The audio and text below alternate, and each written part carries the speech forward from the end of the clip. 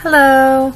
So you've made it to your final workshop, the poetry workshop, and by now you should feel pretty comfortable with the genre. You've read a lot of poetry, you've written a little bit, you have looked over terms, things like that. So I hope you feel comfortable enough speaking in your own voice to venture out into the garden of poetry, as Ann Moore would put it. So just a reminder to go back through and make sure, particularly you're looking at week 11, at the poetry terms and the 6 temperaments of free verse in particular. If you're having problems kind of figuring out how you should structure your piece or even how to critique a piece, this handout is really useful. Thinking about the sound of your writing.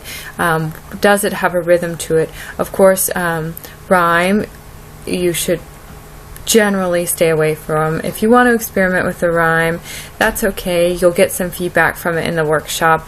But regardless, your poem should have some sound to it, which is established through the line breaks, the stanza breaks, the punctuation, the words themselves. Also imagination or voice.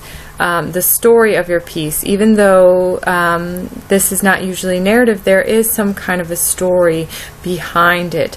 And this goes back to the idea of the speaker in the poem. Is the speaker the I of the poem, you, the writer, or are you embodying another persona in your poem? Also the language. So the metaphors, things like that, the use of words, the placement of one word instead of another, like want or crave here is an example.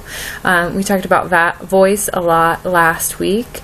And then form. This should be free verse. There can be formal elements here. It's talking about a couplet. Usually in a couplet will work to kind of sum up the poem in the last 2 lines or to add an extra conclusion. So you can do that, but really try to write in free verse. And you may start workshopping through this. Make sure you're thorough, especially for the poetry unit. The poems may be pretty short. There's no length requirement for these. So make sure you're commenting and giving as much feedback as possible. You may even move line by line through the poem and do a sort of explication. But just keep in mind too, next week I'll give a more thorough lecture on the workshop, and I hope you just enjoy writing your poems and posting your poems and reading each other's work. So I look forward to reading it.